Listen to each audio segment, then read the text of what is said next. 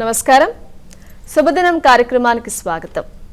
మేషరాశి నుంచి మీనరాశి వరకు ద్వాదశ రాశుల వారి ఫలితాలన్నీ కూడా ఈరోజు ఈ విధంగా ఉన్నాయి. వారు ఎటువంటి జాగ్రత్తలు పాటించాలి, తీసుకోవాల్సిన పరిహారాలు ఏంటి, అలాగే నేటి పంచాంగం, నేటి వైశిష్ట్యం ఇత్యాది అంశాలన్నీ కూడా పూర్తిగా తెలియజేసేందుకు మనతో పాటు ఉన్నారు విశ్వవిద్యాలయ అగ్రశ్రేణి, తొలి మహిళ, జ్యోతిష్య, వాస్తుశాస్త్ర పట్టభద్ర, పంచాంగకర్త, జ్యోతిష్య మహోపాధ్యాయ, అలాగే జ్యోతిష శాస్త్రంలో పిహెచ్డి గోల్డ్ మెడలిస్ట్ అయినటువంటి డాక్టర్ ఈడ్పుగంటి పద్మజరాణి గారు. వారితో మాట్లాడదాం. నేటి రాశి ఫలితాల గురించి అడిగి తెలుసుకుందాం. నమస్తే అమ్మ. నమస్కారం. నేటి పంచాంగం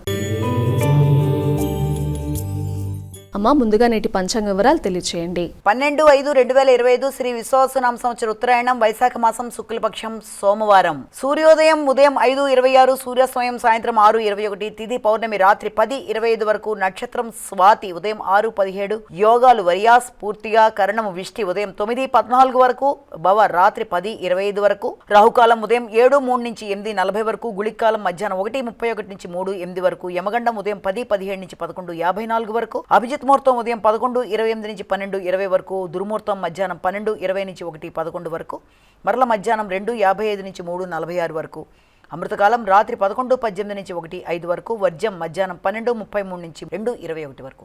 ఇది నేటి పంచాంగం. నేటి రాశి ఫలితాలు. మేషరాశి.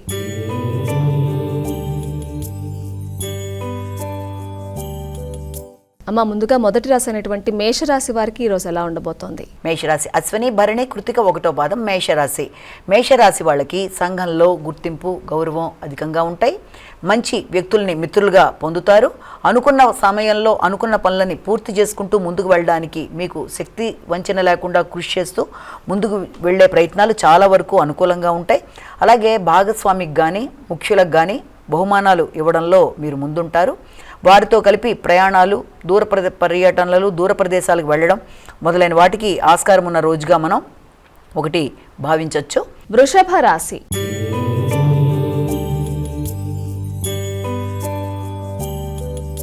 అమ్మ, తదుపరి రాశి అయినటువంటి వృషభ రాశి వారి యొక్క రాశి ఫలితాలు ఈరోజు ఏ విధంగా ఉన్నాయి? కృత్తిక, రోహిణి, మృగశిర 2 పాదాలు ఇవన్నీ కూడా ఈ వృషభ రాశిలోకి వచ్చే నక్షత్రాలు.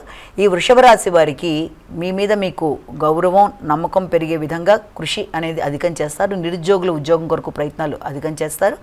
అలాగే వ్యక్తుల సహకారం, తోడ్పాటు అనేవి అధికంగా ఉంటాయి. పరాక్రమం పెరుగుతుంది. శక్తి సామర్థ్యాలు పెంచుకుంటారు. నిర్ణయ సామర్థ్యం పెంచుకునే విషయంలో పోటీల్లో పాల్గొనడానికి, పోటీల్లో ఉత్తీర్ణత కోసం ఎక్కువ శ్రమ చేస్తూ ముందుకు వెళ్ళడానికి ప్రయత్నాలు అనేవి అధికంగా చేస్తారు. అలాగే దాంతోపాటుగా మీకు ముఖ్యులు ఎవరన్నా అంటే మీ కుటుంబ సభ్యులు కానీ, లేకపోతే మీ యొక్క సంతానం, ఆత్మీయులు, మిత్రులు మొదలైన వ్యక్తుల యొక్క సహకారంతో కమ్యూనికేషన్ని పెంచుకుంటూ ముందుకు వెళ్ళడానికి కూడా మీరు ఎక్కువ కృషి చేస్తారు. మిథున రాశి.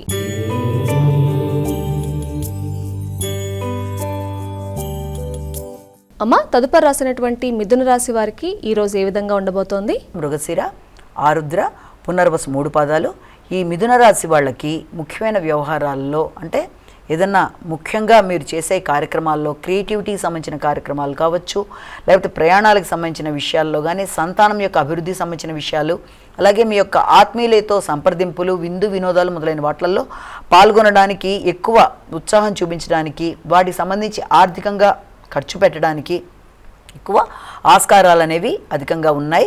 ఉన్నప్పటికీ కూడా మీరు ఎదురు చూస్తున్న వర్తమానాలు, దూర ప్రదేశాల నుంచి, వృత్తికి సంబంధించి మీరు ఎక్కడన్నా ప్రయత్నాలు చేస్తున్నట్లయితే, ముఖ్యంగా ఏదైనా కళారంగానికి సంబంధించినవి కానీ, టెలివిజన్, మీడియా మొదలైన రంగాల్లో సంబంధించిన విషయాల్లో నూతన వృత్తుల కొరకు ప్రయత్నం చేసేవారికి చాలా వరకు అనుకూలమైన సమయంగా మనం భావించవచ్చు. కర్కాటక రాశి.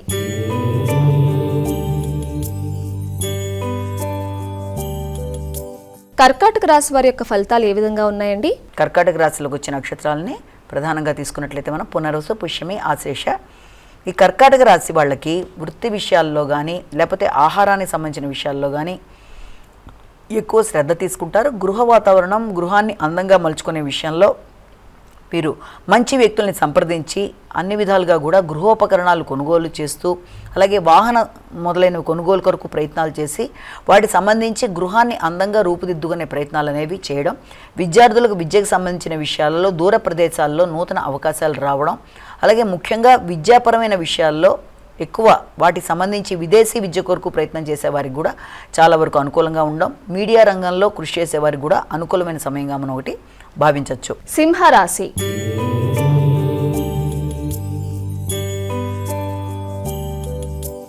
అమ్మ, మరి సింహరాశి వారికి ఈరోజు ఎలా ఉండబోతోంది? మకపుబ, ఉత్తర అనేవి సింహరాశిలోకి వచ్చిన నక్షత్రాలు. ఈ సింహరాశి వాళ్ళకి వ్యక్తుల సహకారం బాగుంటుంది, తోడ్పాటు బాగుంటుంది. అలాగే ముఖ్యంగా మీ యొక్క సోదరీ వర్గం వారు యొక్క సహకారం అనేది మీకు లభ్యమయ్యే అవకాశం అనేది ఒకటి ఉంది. అంటే ఎవరన్నా మీ యొక్క ఆత్మీయుల్లో కానీ, లేకపోతే మీ యొక్క సోదర వర్గంలో సోదరులు కానీ వ్యక్తుల సహకారంతో మీరు నూతన కృషి చేసి దానికి సంబంధించి అభివృద్ధి కొరకు మీరు చేసే ప్రయత్నాల్లో వారి యొక్క సహకారం అనేది మీకు తప్పనిసరిగా లభ్యమవడం. అలాగే కమ్యూనికేషన్ విషయంలో తగిన విధంగా జాగ్రత్తలు తీసుకుంటూ ముందుకు వెళ్ళాలి. ఎందుకంటే కమ్యూనికేషన్ కానీ ఆలోచనలనే పెట్టుబడిగా చేసి ముందుకు వెళదామని చేసే ప్రయత్నాల్లో కానీ వ్యక్తులతో మాట పట్టింపులు రాకుండా జాగ్రత్తలు తీసుకుంటూ ముందుకు వెళ్ళాలి. కన్యా రాశి.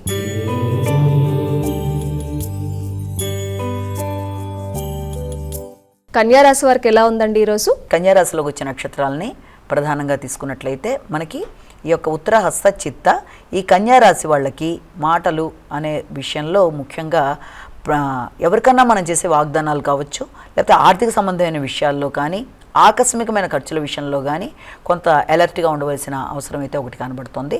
అలాగే దాంతోపాటుగా ముఖ్యంగా దూర ప్రదేశాల్లో ఉండే వ్యక్తులు, అంటే ఏదైనా మీ యొక్క ఆత్మీయులు కావచ్చు, లేకపోతే మీ జీవిత భాగస్వామి కావచ్చు, లేదా వ్యాపార భాగస్వాములు కానీ ఎవరైనా సరే వారి ద్వారా మీకు ఒక చక్కటి విషయం వినడం కానీ, లేకపోతే ఏదైనా ఒక మంచి బహుమానాన్ని పొందడానికి కానీ ఆస్కారం ఉన్న రోజుగా ఒకటి మనం భావించవచ్చు. అలాగే మాటలతో వ్యక్తులతో ఎలాంటి సమస్యలున్నా సమస్యలను అధిగమించే విధంగా తెలివిగా మాట్లాడుతూ, చమత్కారంగా మాట్లాడుతూ, పెద్దల ఆశీస్సులతో వారి యొక్క పలుకుబడిని ఉపయోగించుకుంటూ మీరు అనుకున్న పనులు నెరవేర్చుకోవడానికి కృషి చేసే రోజుగా కూడా భావించవచ్చు. తులారాశి.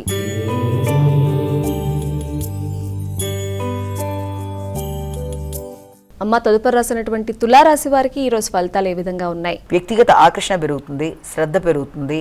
మీ గురించి మీరు ఎక్కువగా జాగ్రత్తలు తీసుకుంటూ ముందుకు వెళ్ళే అవకాశాలు లాంటివి ఒకటి మనం చెప్పచ్చు.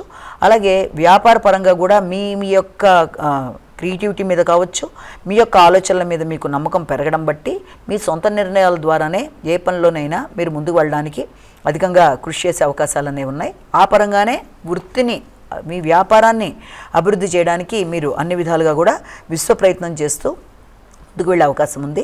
అయినప్పటికీ కూడా వీలైనంత వరకు మన స్త్రీలతో విభేదాలు రాకుండా జాగ్రత్తలు తీసుకుంటూ ముందుకు వెళ్ళాలి. వృశ్చిక రాశి.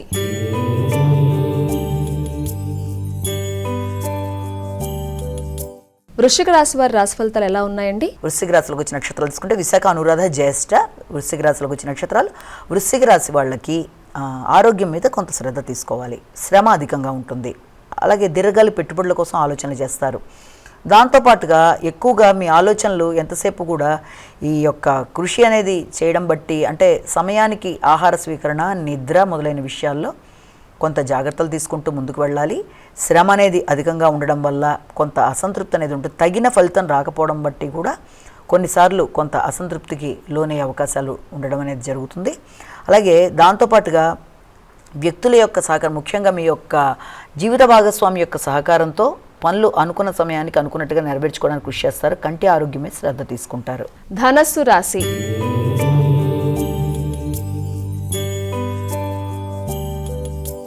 మా తదుపరి రాసినటువంటి ధనస్సు రాశి వారికి ఈరోజు ఎలా ఉండబోతోంది? ముఖ్యంగా ఈ యొక్క మూల, పురోషాఢ, ఉత్తరాషాఢ ఒకటో పాదం ధనస్సు రాశి వాళ్ళకి ఎదురు చూస్తున్న వర్తమానాలు అందుకోవడం, ఆర్థిక సంబంధమైన విషయాల్లో ఆకస్మిక ఖర్చులు ఉన్నప్పటికీ అనుకోకుండా అది మీకు ఉపయోగకరమైన ఖర్చులు అవ్వడం వల్ల కొంత లాభదాయకంగా ఉండే అవకాశాలు లాంటివి ఉండడం అనేది.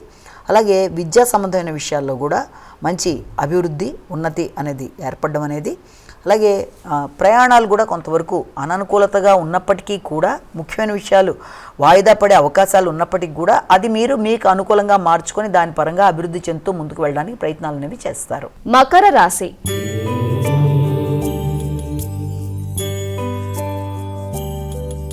అమ్మ, మకర రాశి వారి ఫలితాలు ఎలా ఉన్నాయి? మకర రాశిలోకి వచ్చిన నక్షత్రాలు ఉత్తరాషాఢ, శ్రవణం, ధనిష్ట. అయితే మకర రాశి వాళ్ళకి వృత్తికి సంబంధించిన విషయాలు కానీ, లేకపోతే తండ్రి యొక్క బంధువులతో మీరు మాట్లాడే నేపథ్యం, వారితో చర్చించి కొన్ని అనుకూలమైన విషయాలు సేకరించే నిమిత్తం ఒకటి, అలాగే విద్యా సంబంధమైన విషయాల మీద, విద్యార్థుల యొక్క అభివృద్ధి కొరకు చేసే కార్యక్రమాలు మొదలైన వాటి మీద మాత్రం ఎక్కువ దృష్టి సారించడానికి అవకాశం అనేది ఒకటి ఉంది. అలాగే దాంతోపాటుగా మీ యొక్క జీవిత భాగస్వామి యొక్క వృత్తి విషయంలో మీ యొక్క సహకారం, వారికి నూతన వృత్తులలో మార్పులు, అలాగే మీ వ్యాపార భాగస్వామితో మీరు వ్యాపార విస్తరణ కోసం చర్చలు జరపడం మొదలైన దానికి ఆస్కారం ఉన్న రోజుగా భావించవచ్చు. కుంభరాశి.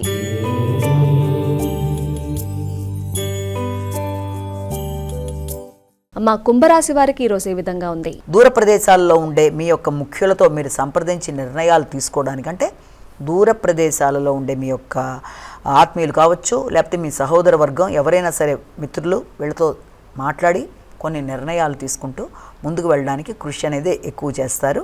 అలాగే ఆధ్యాత్మిక ప్రయాణాలకి, ఆధ్యాత్మిక వ్యక్తుల ఆశీస్సులకు కూడా అనుకూలమైన సమయంగా భావించవచ్చు. పుణ్యనది స్నానాలకి, పెద్దల యొక్క ఆశీస్సులు పొందడానికి అనుకూలమైన సమయంగా ఒకటి మనం భావించవచ్చు. అలాగే కృషి నైపుణ్యాలు పెంచుకుంటూ ముందుకు వెళ్ళడానికి ప్రయత్నం అనేది అధికంగా చేస్తారు. దాంతోపాటుగా ఆర్థిక సంబంధమైన విషయాలలో కొంత అనుకూలంగా ఉన్నప్పటికీ కూడా ముఖ్యంగా ఆర్థిక సంబంధమైన విషయాలతో పాటుగా మాట్లాడేటప్పుడు తగిన విధంగా జాగ్రత్త తీసుకోండి. మాటల వల్ల ఇతరులు ఇబ్బంది పడే అవకాశం ఉన్న రీత్యా పరుష పదాలు ఉపయోగించేటప్పుడు జాగ్రత్త వహిస్తూ ముందుకు వెళ్ళాలి. మీనరాశి.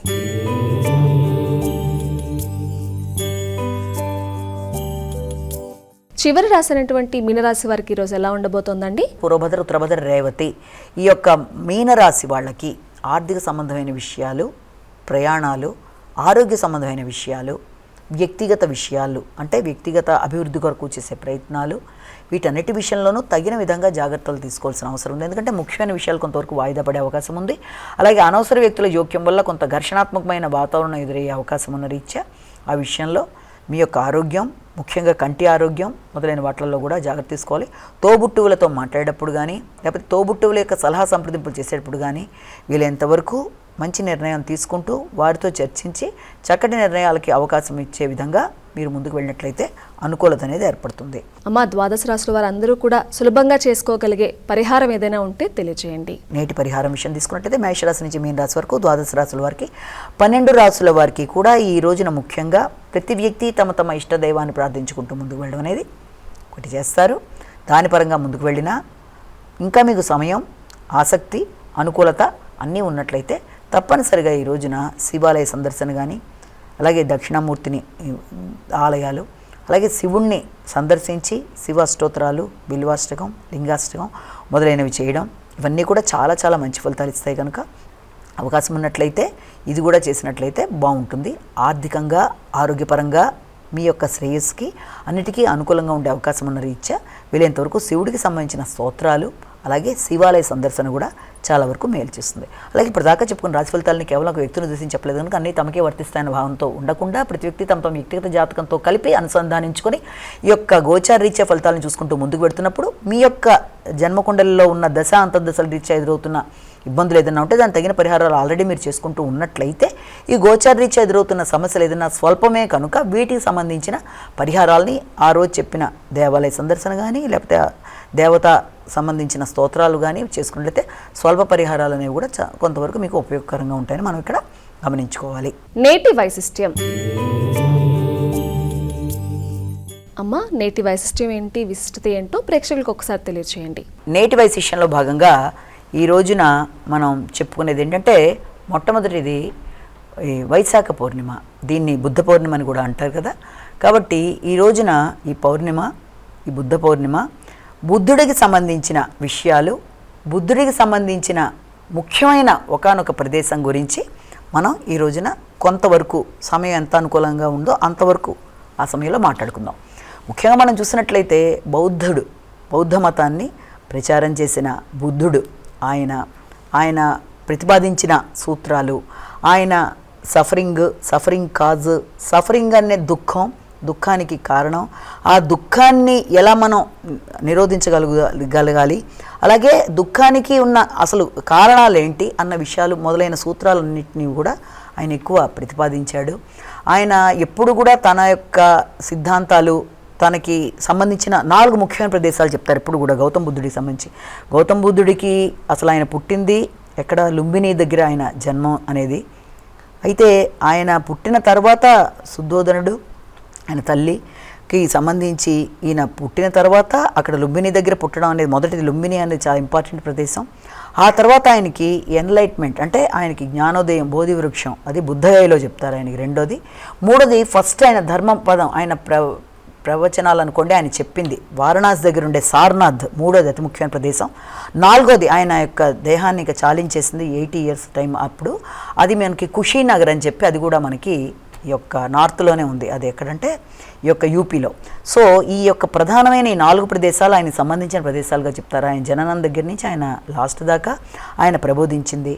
ఆయన జీవితంలో ఆయన కష్టాలు అలాంటివి చూడకుండా ఆయన ఒక సార్వభౌముడిలాగా ప్రపంచాన్ని ఏలాలని తండ్రి ఎంతో ఇదిగా చేసినప్పటికీ కూడా అనుకోకుండా ఒకానొక సందర్భంలో, అంటే చిన్నతనంలోనే ఆయనకి ఆనందాలన్నీ కూడా ఇచ్చి చక్కటి ప్రదేశంలో పెట్టి ఆయన మంచిగా వివాహం చేసి కష్టాలనేవి ఆయన చూడకుండా అంటే ఆయన పుట్టిన తర్వాత సార్వభౌముడన్న అవుతాడు లేకపోతే సన్యాసన్న అవుతాడని ఒకానొక వాళ్ళ ఆస్థాన పండితుడు చెప్పిన దాని ప్రకారం ఆయనకి చక్కగా తాపసి కాకూడదు, మంచి సార్వభౌముడు కావాలి అన్న ఉద్దేశంతో ఆయన కష్టాలకు దూరంగా ఆయన చక్కగా పెంచి ఆయన చక్కగా ఒక మంచి అమ్మాయితో వివాహం చేసి యశోధరతో.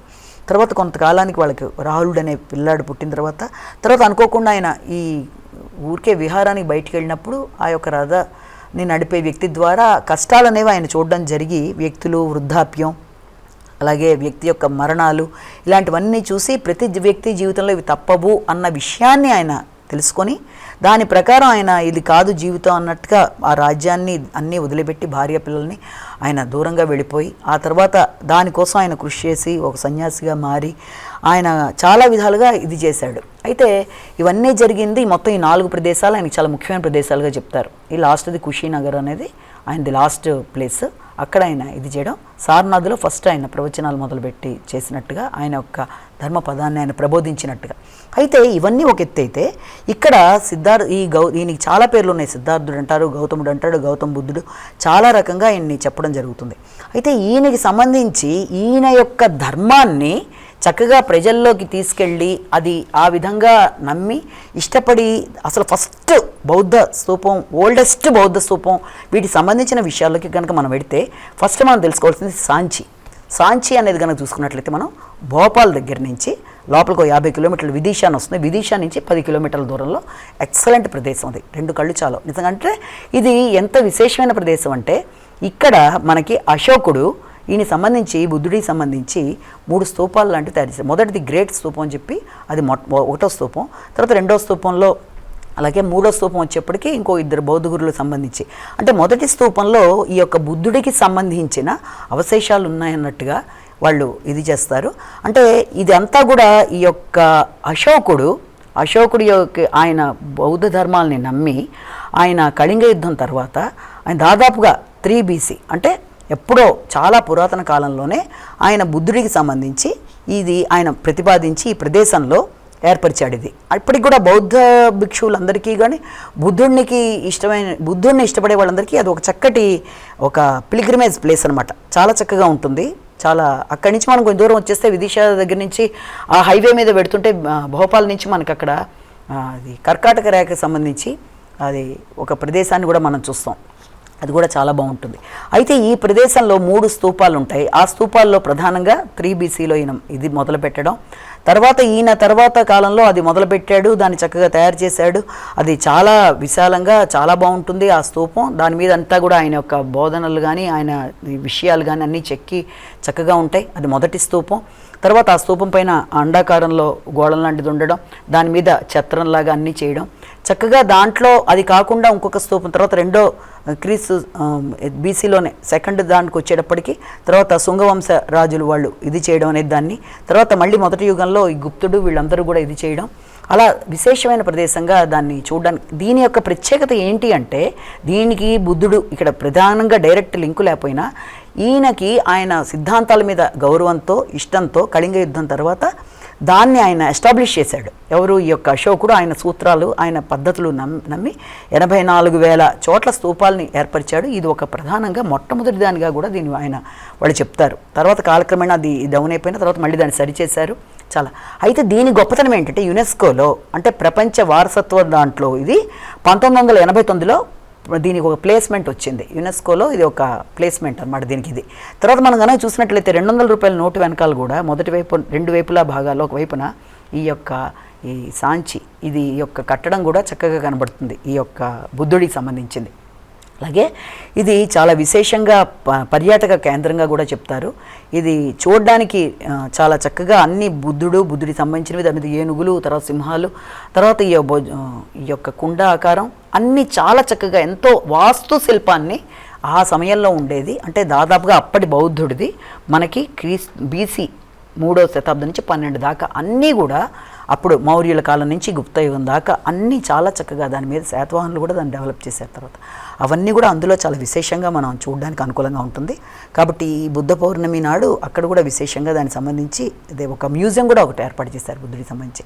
ఆ మాన్యుమెంట్స్ అవన్నీ కూడా చూడడానికి చాలా విశేషమైనవి, అతి పురాతనమైనవి, ఎన్నో వేల సంవత్సరాల క్రితంవి. చూడడానికి 2 కళ్ళు సరిపోవు. కాబట్టి సాంచి చాలా మంచి ప్రదేశం. ఈ సమయంలో దాన్ని మనం తలుచుకోవడం చాలా ఆనందదాయకంగా ఉంది. నమస్కారం. వీక్షించారుగా, ఇది ఈనాటి శుభదినం కార్యక్రమం. తిరిగి రేపటి కార్యక్రమంలో మళ్ళీ కలుసుకుందాం. అంతవరకు సెలవు. నమస్కారం.